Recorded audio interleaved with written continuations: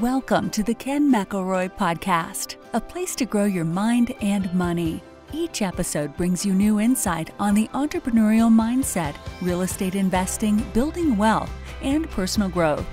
Now, please enjoy this episode. Welcome back to Conversations with Ken. I'm Sean Gray, Ken McElroy here, and today we're going to talk about a very important skill, arguably what you've told me, probably the most important skill an entrepreneur can have, or anybody in business or life for that matter, and that's sales. So let's talk about what sales is, what sales isn't. You know, a lot of people have negative ideas, like sleazy car salesmen when they think of sales, but you know, what is sales?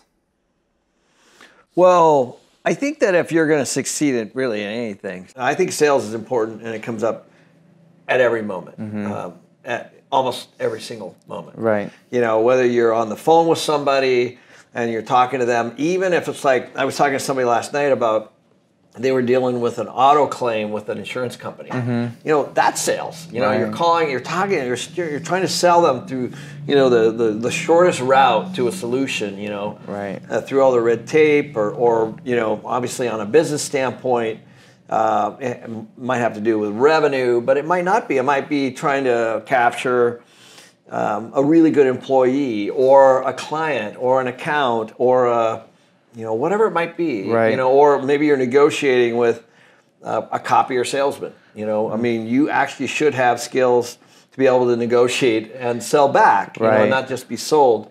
So I think it's an incredibly important skill. It's not. It's a business. I think a lot of people, like you said, has a negative connotation to it.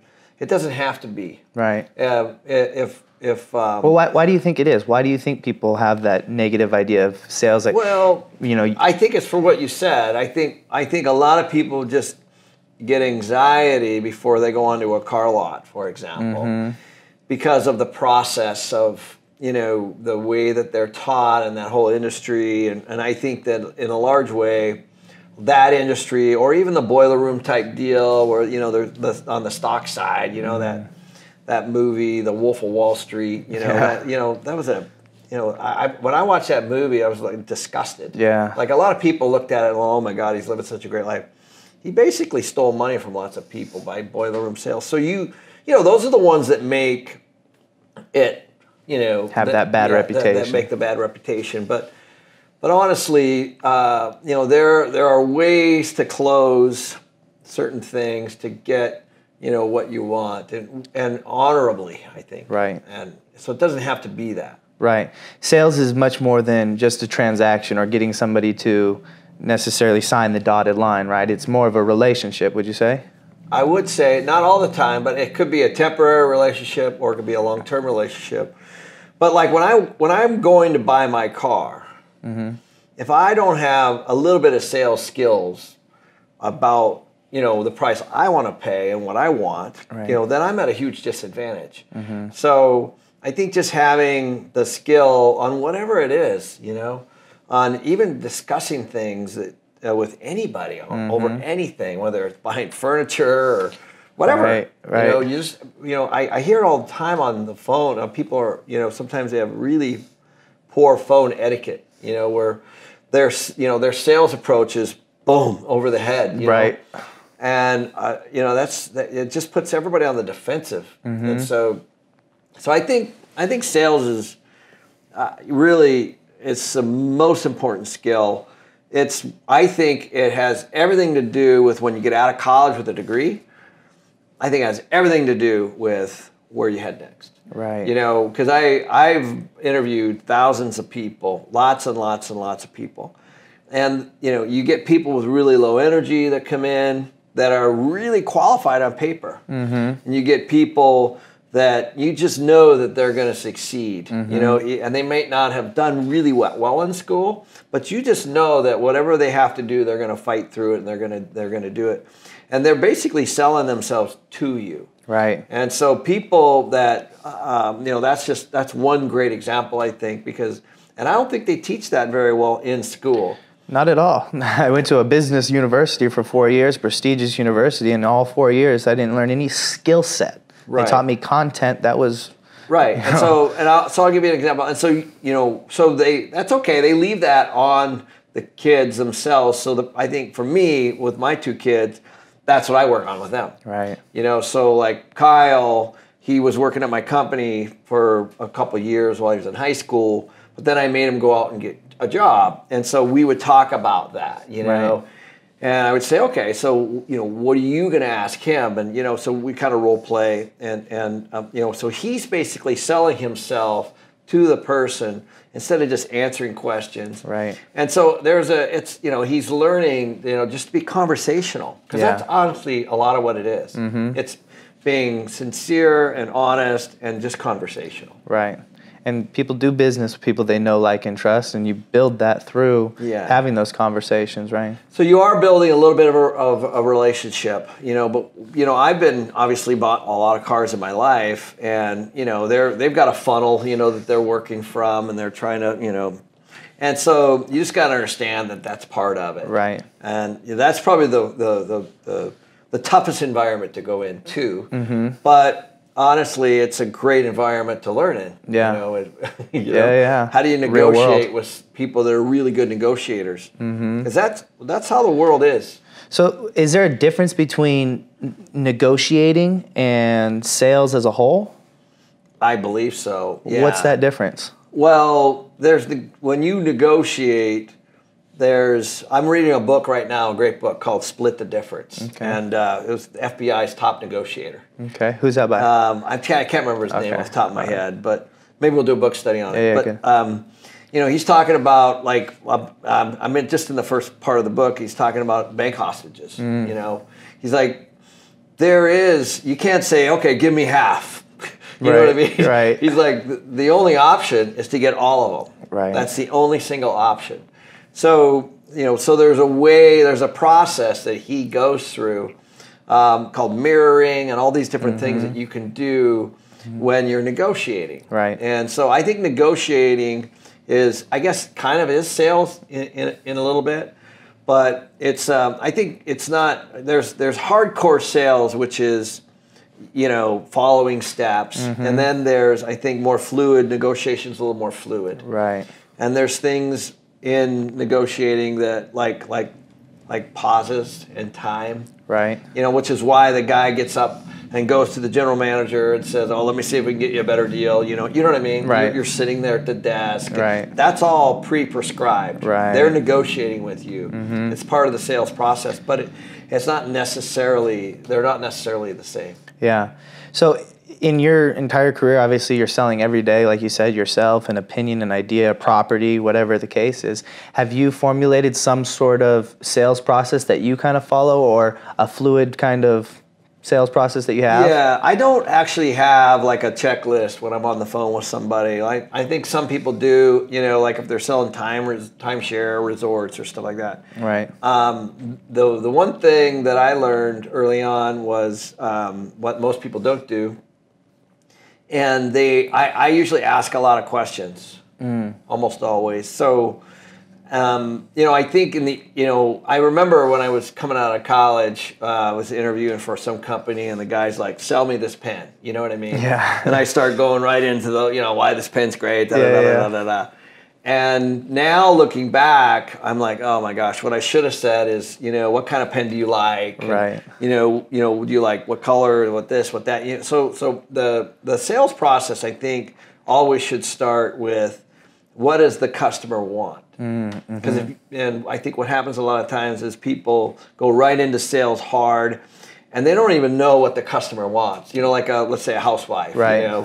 Like you don't even know if they're single, married, have one kid, no kids, 5 kids. Like how, right. That's just I think those are blocks to your sales process. And so I think the right thing to do is to ask as many questions as you can, and then that gives you the framework to kind of work your sales process into, once you kind of understand their needs and wants first. And so I think that's basically what I do a lot of times. I was on the phone today with 2 people from New York, and they're asking about our company, and so that was my opportunity to sell my company to them. Right. But because of who they are, there were certain things I was saying that I wouldn't normally say to somebody that maybe was an employee. You know what I mean? So there's different levels, I think, that you have to pay attention to. Little buzz things that Harvard MBAs from New York that are finance majors are going to want. I'm talking about IRRs, and I'm talking about cash on cash, and I'm talking about equity and debt. You know what I mean? Yeah. And so you're using the language that they use, and I think that's an important piece. So would you go about selling say you're doing a capital raise and you got to sell the deal to the investors. Would you go about that differently than you would, say, selling the girl at a bar to, come home with you? Yeah, I do. I think it's a lot different. Okay. So, again, understanding the need of the customer. So my investors, for example, they're all looking for different things. Some people are looking for cash flow. Some people are looking for tax shelters. Some people are just trying to get out of a stock market, or some people are just looking for somebody good to, over a long-term basis. Some are looking for short-term. Right. So I think that, each package that we send out to our investors attracts different investors. Right. So we have 1,000 investors, and we have different ones investing in different things. So we have ground up construction, for example, which has no cash flow and no returns for at least 2 to 3 years. Right. Because you're basically buying a piece of land that doesn't produce any income. Right.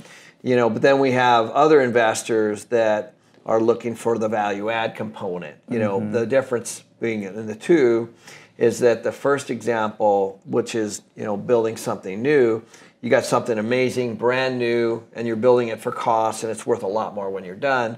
Whereas the value add component has cash flow right away, and it's not going to be worth as much when you're done. Right. So you just have two different things. So I think that, again, going back to understanding what the customer wants is the most important thing. Okay. So, if I was in a bar, using your other example, I would ask, I would find out about them. Right. I would ask as many questions as I can about them. And then I would find out what's important to them. Because honestly, what might be important to you might not be important to them. So you might come off and be talking about like right now you're really focused on business, you personally. Right.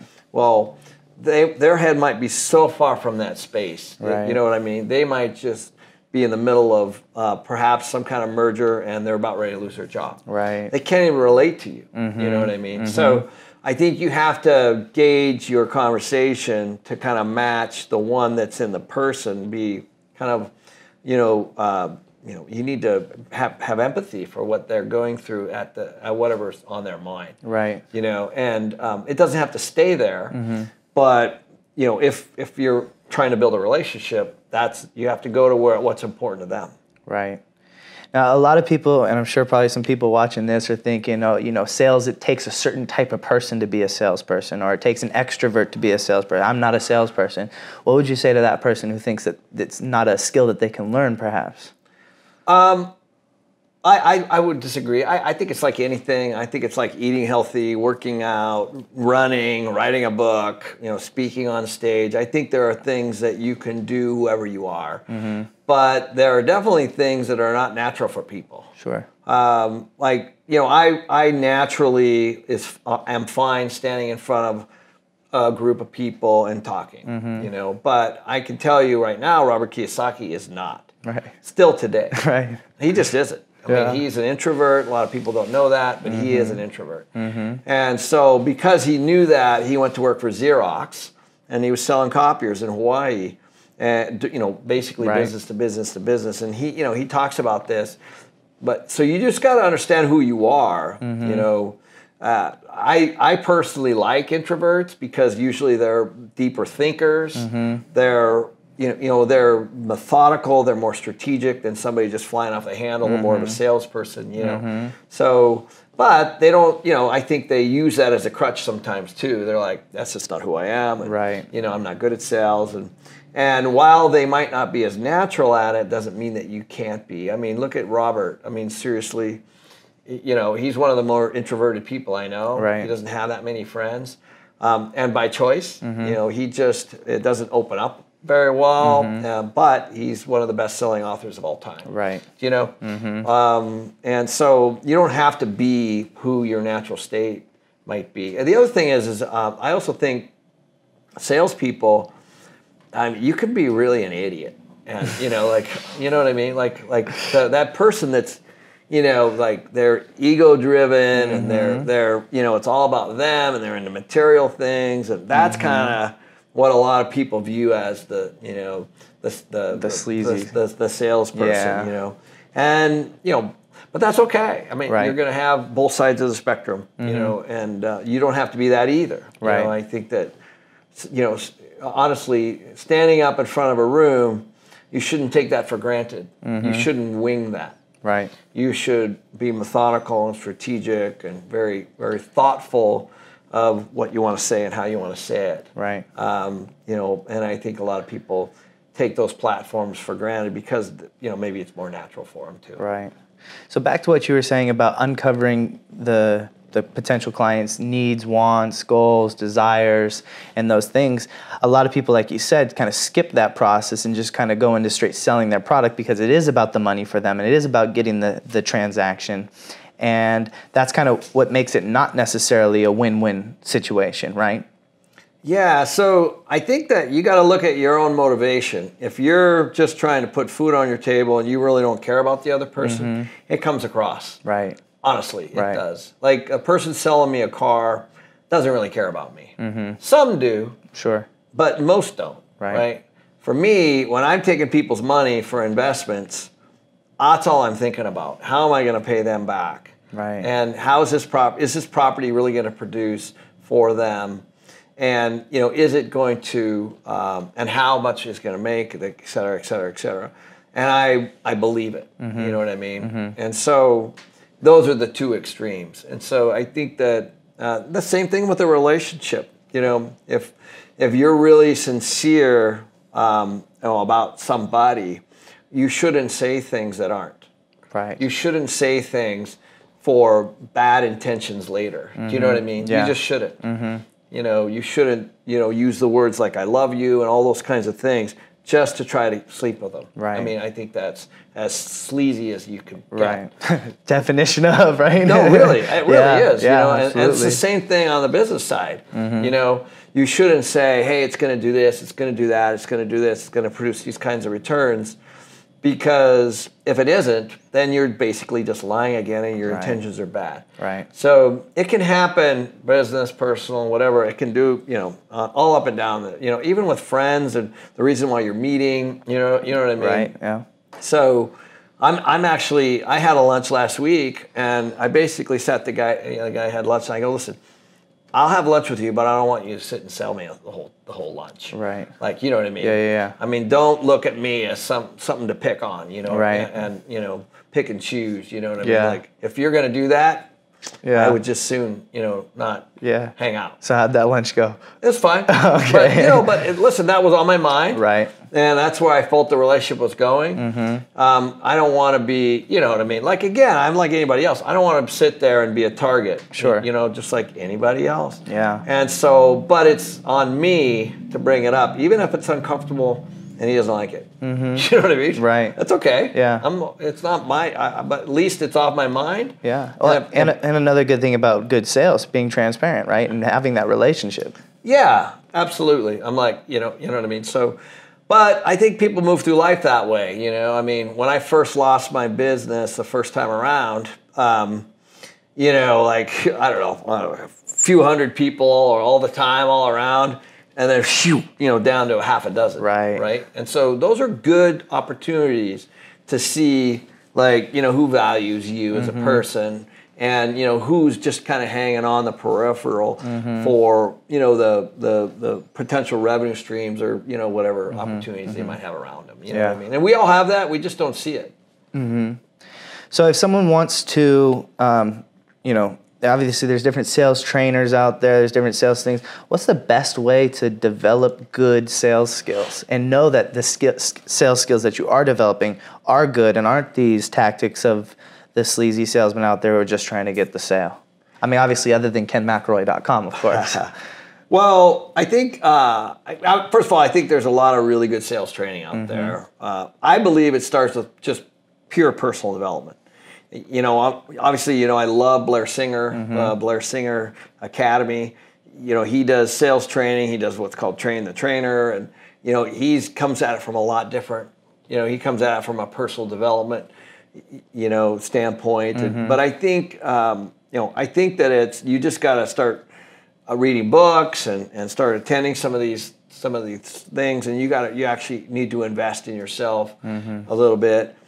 In my opinion, you know, I mean, that's why I'm reading the negotiating book, you know, because you know, I think I'll pick something up from it, you know, and we're actually studying that book. All the Rich Dad Advisors are studying that book in December together. Okay. So we're all reading it, and then we'll get together and we'll do a 2-day book study on it. And so, you know, we're all operating at a high level already, but we're always just trying to fine tune things. You know, we don't want to be sleazy. We want to be transparent, and you know, we want to be thoughtful and all the things that you know we can be at the same time. Right.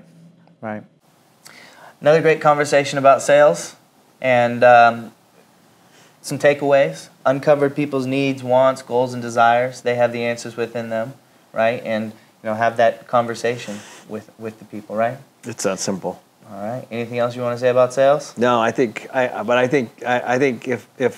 if you don't think you can sell, then you need to jump into it. You need to really. There are some basic things that I think every sales process involves. Right. And we talked about those already. Right. Well, there you go. Go get some sales experience. Go invest in some books, some trainers. Click over to KenMcElroy.com for more sales videos, and we'll see you next time.